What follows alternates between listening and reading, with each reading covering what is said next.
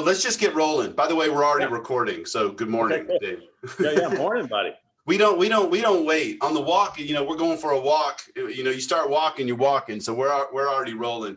I'll give a quick little intro maybe, and then you can add to it. So Dave Hendriksen, Homeside Financial, up in Greater Chicago with offices in markets throughout the country. You and I have known each other for a long time. I consider you a friend, also a bit of a mentor in the business. I learn from you every time I talk to you.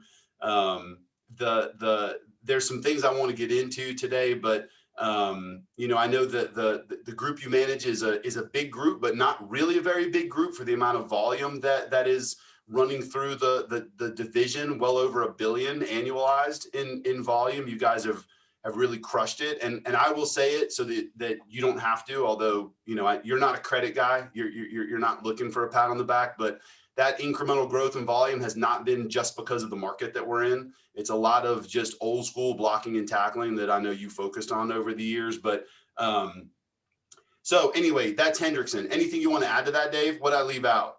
No, I think what you left out is, kind of the job that you've helped to get us to this point, right? Like you did leave that out. So, I would consider you a friend more than a partner, or both, I guess you could say, friend and partner. But it's been a really cool journey from, I think I met you in maybe 2009. Right when the world was coming to an end, right? Yep. And, really not knowing what direction. And I think you guys separated yourself because you listened versus, other firms that were just calling us from a standpoint of, hey, what's your production? Who can you bring? You kind of had a ability to say, look, Dave, what are you really looking for? Is this a culture fit? And even places that we've been, and we haven't been many places, but even places where I've had to call you and vent and say, look, I don't know, man. I don't know if this is the right place. And we did come to that position at one point where I called you and said, hey, look, I'm running into some trouble here. So I appreciate you as a friend more than anything. Well, I thank you for that. I think what that also proves, I was on a call just before this where I was talking to an individual about the opportunity to do business with people that you like, with people that you have some commonality with. It makes the tough times so much easier, I guess, because you know that you're dealing with a partner versus a vendor. And I know that's really how you've built your business over the years, is very much from a relationship perspective. The numbers matter, the KPIs matter, the metrics matter. We're not doing that. You're not running a nonprofit, and neither am I. But you got to enjoy what you're doing. Talk to me a little bit about how you got started in the business and how you've seen things change from that period of time to where we are today. Yeah. So, and I know a lot of people would be amazed by this with my lack of organization, but I actually started as an appraiser. So I don't think I knew that. Yeah, I don't know if you did. And I did that for about 2 years till I realized, like, wait a second, these people are making all this money yelling at me because I'm not hitting a value. Why don't I join that side? Right. So then went into wholesale as an AE, and then truly by just a blessing, John Gibson, who was one of my mentors, moved me from wholesale to retail in the banking world called World Savings at the time, which was eventually acquired by Wachovia. Looking at 08, 09, didn't have a ton of experience in retail and kind of thought, oh boy, we got a problem here because we don't really understand the loan process. We understood it from the wholesale side, not the retail side. We didn't have a ton of production. We didn't really know what it meant to be a top producer or a top producing branch. We had a couple LOs in there that did pretty significant volume. They knew a lot more than us. And it really was just listening, developing, calling AEs that dealt with the retail side more and helping them really coach us up. So it started there, and then it's just kind of evolved, right? I think back in 2011, 2012 at Main Street Financial, it dawned on me, our business model didn't work, Eric. It didn't, right? So I had to really take a step back and say, why can't we get past 150 or 200 million? And the answer is you would have LOs, branch regional managers coming in and looking at the Smith or Jones file, right? And that would take up your whole day. And then you look and you say, we're not growing at all. We're stuck in the $200 million idle here. And so what we did over the last 7 or 8 years is really just develop a process, right? So now our process, everybody stays in their lane, and it's allowed us to really move the organization forward. And I think this year, hopefully, our team we should be around $1.5 billion, $1.6 billion, and that's with the existing people, not including the recruits we're talking to right now. Right. And go back to something there's a couple things I want to go back to. We're in an industry, mortgage origination, where I think, I have no real number, but there's some huge portion of our industry that is stuck, but they're okay being stuck, because we're in an industry where you can be average and do really, really well for yourself financially. With people that you've managed and supported, and maybe even yourself when you were at Main Street or prior, and you were looking at how do we scale, how do we get to the next level? Is it that simple? Is that why people get stuck? Because it can be financially super rewarding, even being average? Or do you think there's other reasons why people tend to get stuck? I think it's fear, bud, right? So if I really look at this, just got off the phone with a recruit, right? And, LOs, they get scared, right? They get fearful because they are making good money, and they're afraid to take a step back, and they're afraid to look, we're in an industry that I don't know how it got here, but if you're really a transparent organization, unfortunately, you're probably in the 5% range. The other 95% are just going to tell you what you want to hear. Mm-hmm. And people know that. And so they're afraid to take that dive, right? But helping them understand, what do you want to get to? Just because you're doing 70 or 80 million or $90 million, it doesn't necessarily mean your next step is a branch manager or regional manager, right? So there's a fear and there's a lack of transparency in this organization, right? And no one wants to have the tough conversation. And I get it. Let's just do simple math, right? A $50 million producer making 100 basis points in Chicago is making $500,000, right?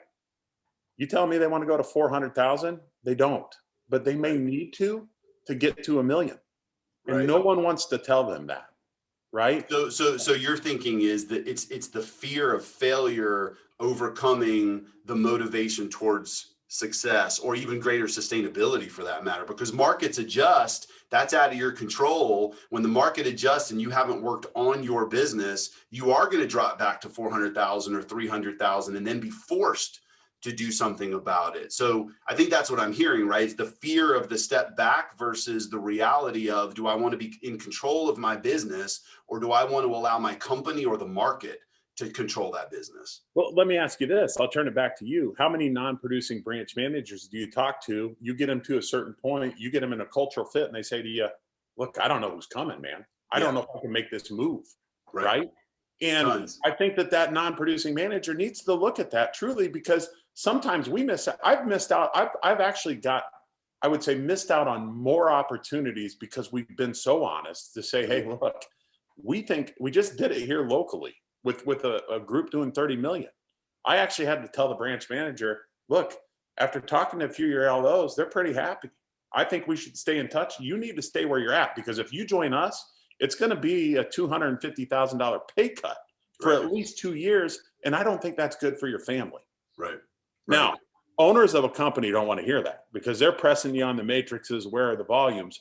But our thing is we want to just get to an island together somewhere, all of us, right? We've been together a long, long time. And it's been because of that transparency. And it's why we've never really lost any LOs or branch leaders that we haven't wanted to lose. Yeah, no, that you bring up so many good points when it comes to the process of building out your team. We all call it recruiting because I think we haven't figured out another word for it. I don't, personally that I don't like that word recruiting when it comes to what it is you're trying to do with strategic growth, because ultimately, how do you recruit someone who already has a transferable book of business and is already making $500,000? And even if there's a couple things that could be improved upon, they don't think they need you. They certainly don't need a job. Like, they've already proven that they have a job and they're good at their job. I think back to the first time I ever heard the word recruit. It was in two places, and I know exactly what they were. Number one, it was when you're an athlete in high school and you want to be recruited, or you are being recruited by colleges to play whatever sport you play. Well, I went through that experience, but it's different because I was going to be making a change. I was going from high school to college. So a change was getting ready to occur and I had to decide where was I going to go. The other one was when I hurt myself and there was a chance I wasn't going to play ball in college. And my dad picked up the phone and called the local military recruiter and said, hey, he's going to have to go into the military because we might not be sending him to college. Can you imagine Eric Levin out there? Oh my. Protecting the country. He's going to be trying to recruit people to his platoon. Yeah, he would have the best platoon though. He would. Well, yeah. As I get older, I started thinking, boy, those benefits would have been nice if I could have made it all the way through. But that was my introduction to the word recruiting. Well, now fast forward. The people that you've built relationships with over the years, the ones that we support our clients in building relationships with, yes, we're recruiting them. But guess what?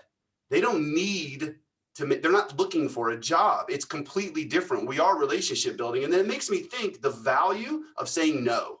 So to your point, to tell someone with total transparency, we're not good for each other.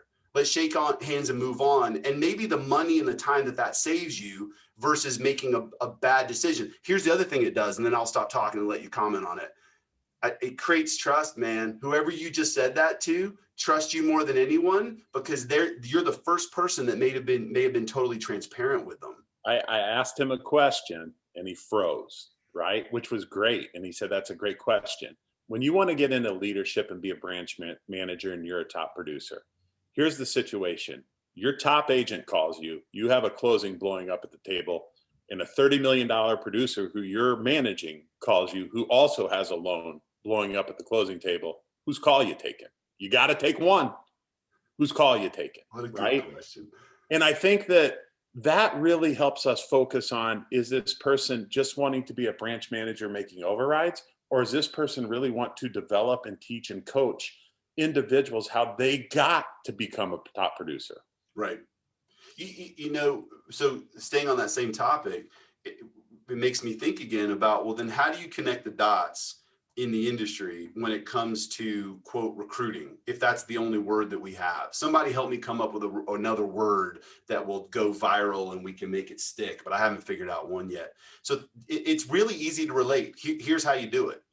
When you first started off as an originator, and maybe you can chime in, and you had no book of business other than your mom and your dad and your sister and your brother and some family and friends that maybe would throw you a refi if they were in the position to do it.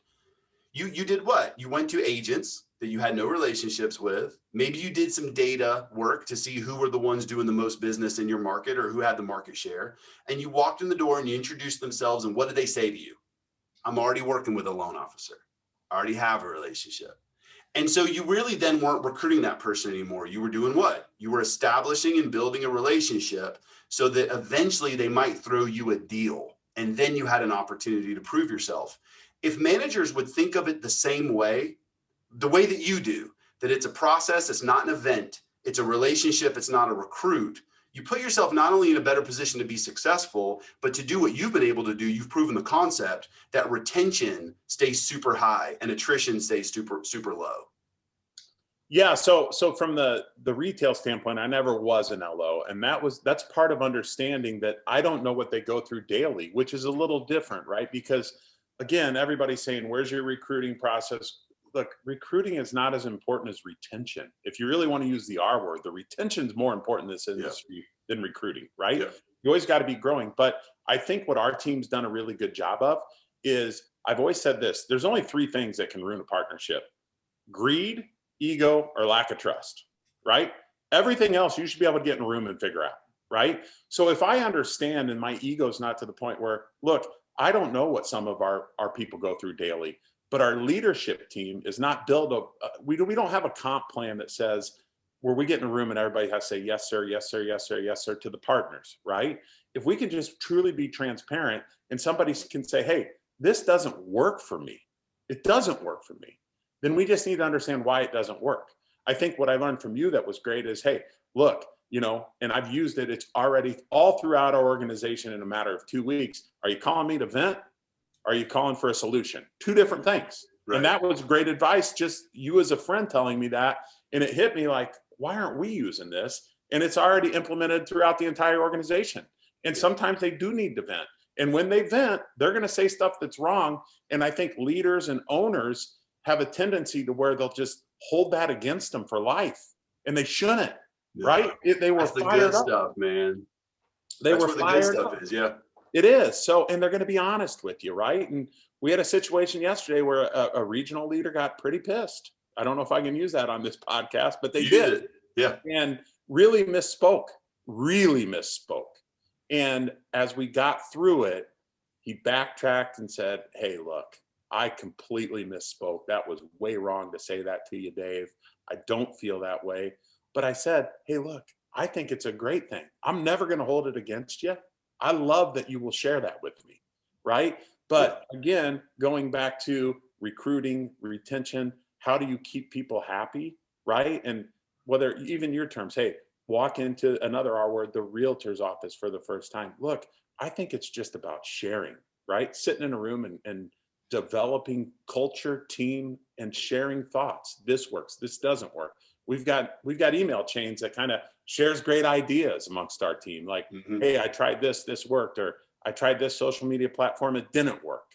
And I think that that's powerful. And I think that's why it's not me, Eric, it's our team. Our leadership is so good that for me, I'm just kind of along for the ride. I'm kind of like the sounding board, right? And I've really enjoyed Homeside. I mean, the partners have been phenomenal. It's unlike anything I've ever been a part of. It's a true support from corporate and really allowing us to just do what we do daily.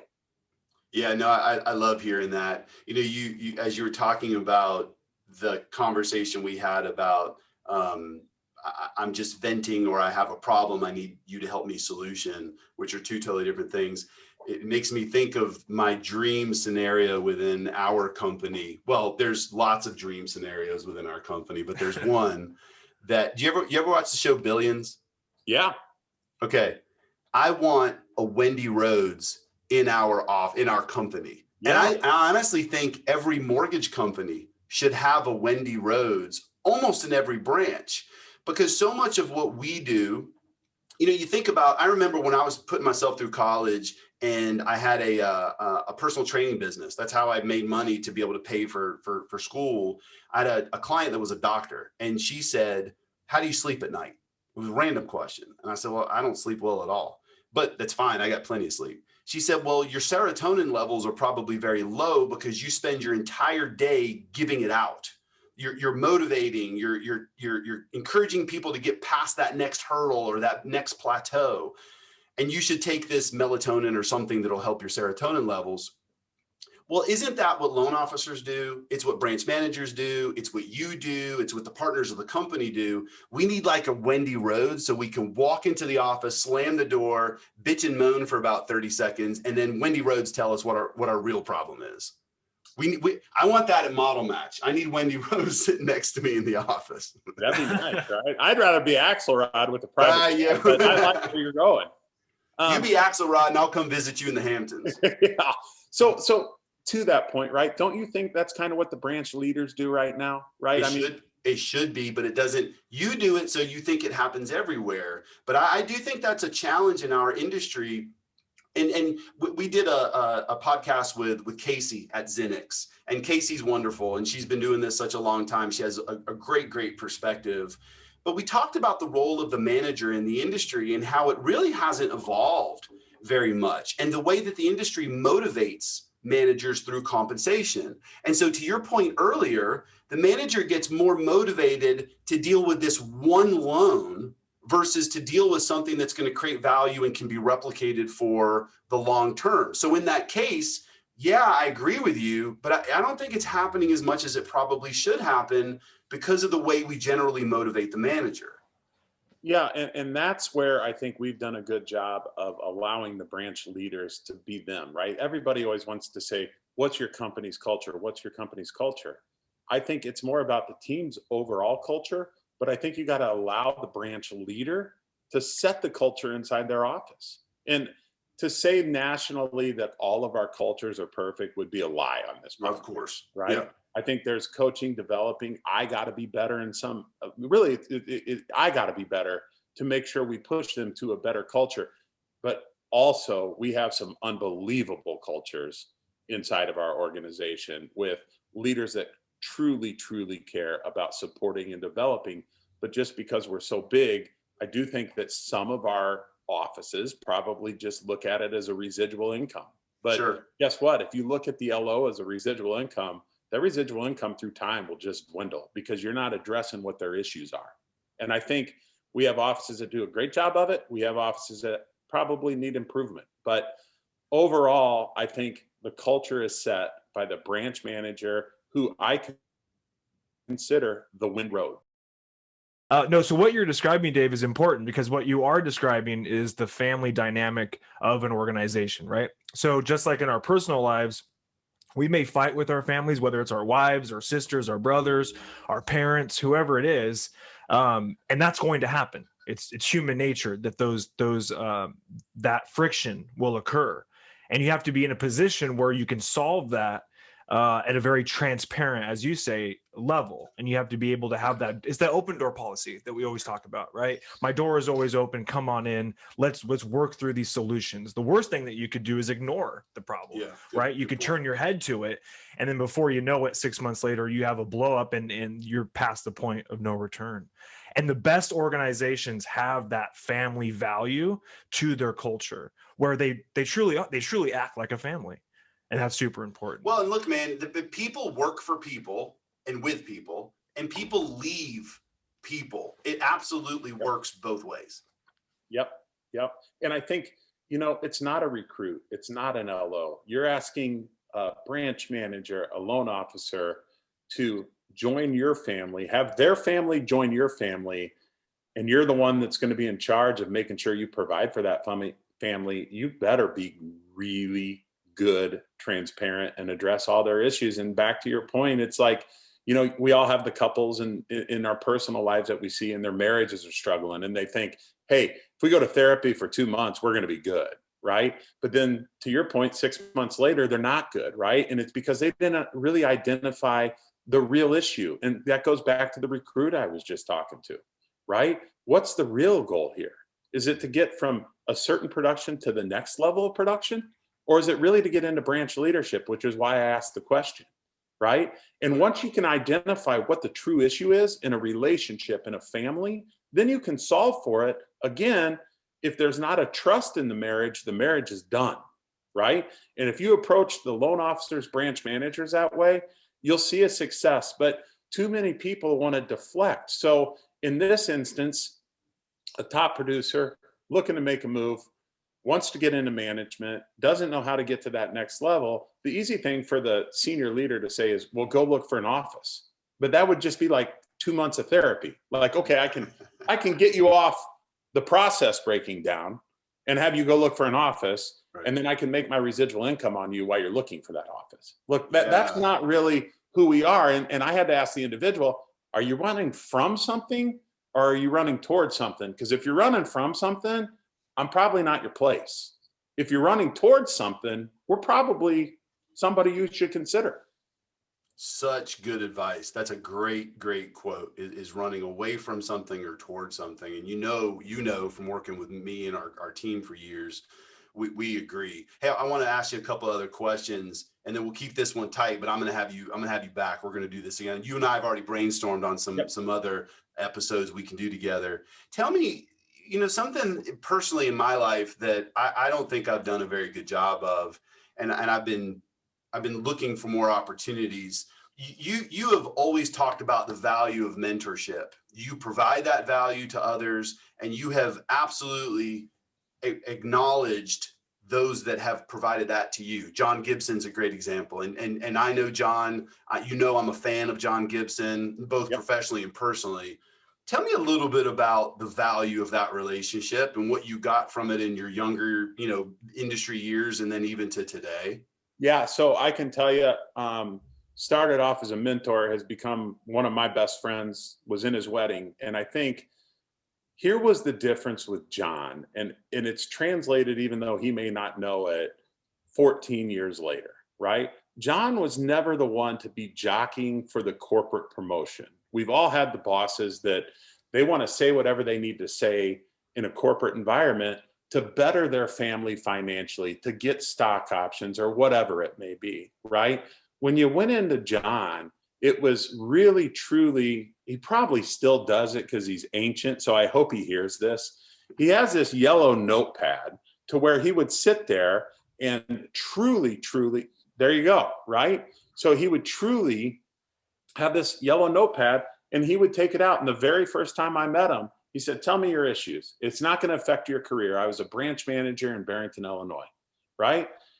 And now you're talking to your boss's boss's boss at the time. So you're like, I still got to play the corporate game. I'm in a bank environment, right?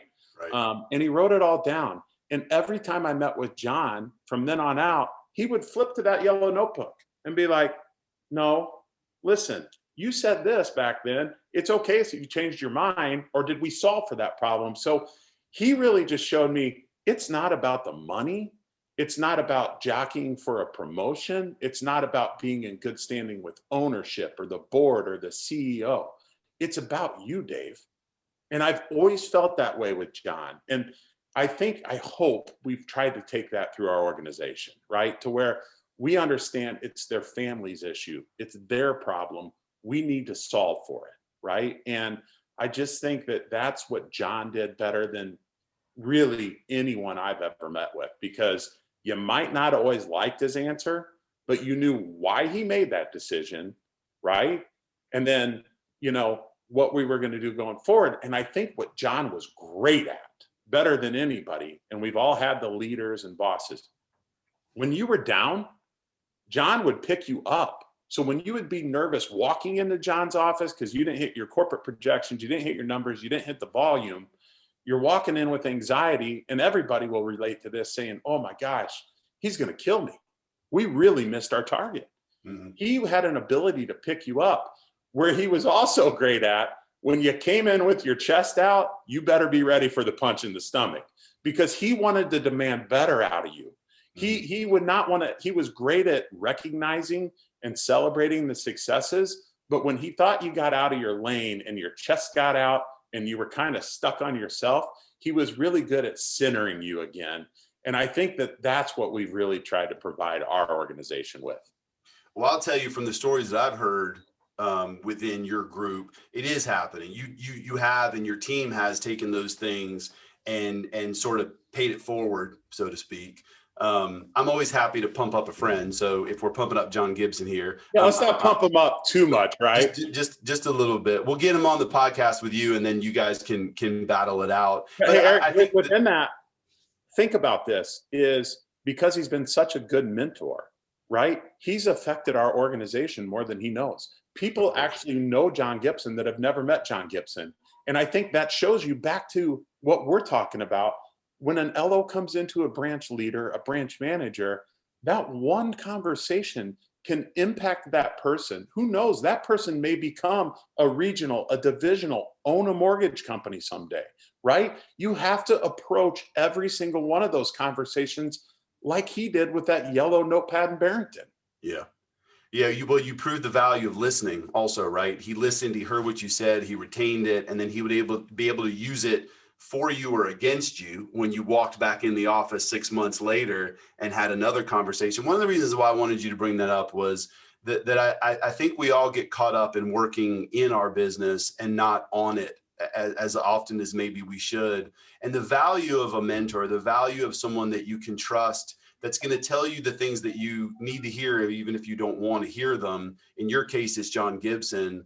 I think is incredibly valuable. It also teaches an originator that they can have that same effect on a realtor partner, on a CPA, on an attorney, on a builder, on a customer, and those things do come back. I want to ask you one more question, and then we'll break for this one. 2020 was 2020. You call it what I mean. I don't even know what to call it anymore. Outside of the pandemic and the shutdowns and all of the things that were really impacting people in a super negative way, our industry rode a wave that was unlike any wave that I've seen in the 20 plus years that I've been doing this. What's on your brain going forward? What concerns you about what 2020 was, and then where maybe the industry is going forward. And then what are you also maybe excited about on a go forward basis? So, yeah, I mean, 2020 was just unique, right? I mean, financially, volume, everything. I am concerned what's on the other end of this, right? We've never seen this. So I think Blackstone said, what, 16.5 million borrowers throughout the country can benefit from refinances now. So that pool's shrinking. And what I'm worried about is, did the LOs and branch leaders do the right thing? So did they just sit back and take the refis, or did they take the opportunity in this market to go out and establish realtor relationships? The other thing that really concerns me is, did they save, right? That's what keeps me up at night. Did our families inside of this organization save for probably something we've never seen? I mean, it melted down in 07, 08, 09 for executive leaders. There were no jobs. But there's people that killed it in those years too with the HARP loans, right? Sure. Right. So that concerns me. I don't know what's on the other end of this. And I think that it's like realtors right now. I just talked to a top producing agent yesterday. She said, Dave, what do I need to be doing? I said, look, the buying and selling opportunities, they're going to be there. Just let your team answer the calls. You know, we see delinquencies a little bit up right now. And I told the realtor, are you calling the banks? Are you figuring out how to get in the foreclosure and short sale department? And I think that turns into the LOs. We still have time today to develop realtor relationships, right? And I really hope we're doing that. So that would be the first part, because that's sustainable business. Builders, because you got lack of inventory, they think they're going to have the best year or the best decade since the 70s because of the baby boomers and the millennials. So, you know, are we establishing those relationships? And then two, and if you don't take anything out of this podcast, just save your money, save it, because the opportunity is going to be this. This industry will shrink. LOs, branch leaders, they will leave this industry, but those transactions are still going to sit on the street. And do you have an avenue to them? I love it, man. Let's drop the mic there. Don't go anywhere when we hit the stop button. But hey, Dave, thanks for carving out some time today. I knew this would be fun. You and I could do this for 4 hours, man. But I'm no Joe Rogan. I've got no sponsors letting me go long form. So when that day comes, you'll come to my fancy studio. I appreciate your guys' time as well. This was great. Anything you want to get off your chest? Last seconds? No, just stay at it, everybody. Stay at it. All right, brother. We appreciate you, Dave. All right. Thanks, Eric. See you, man. Bye.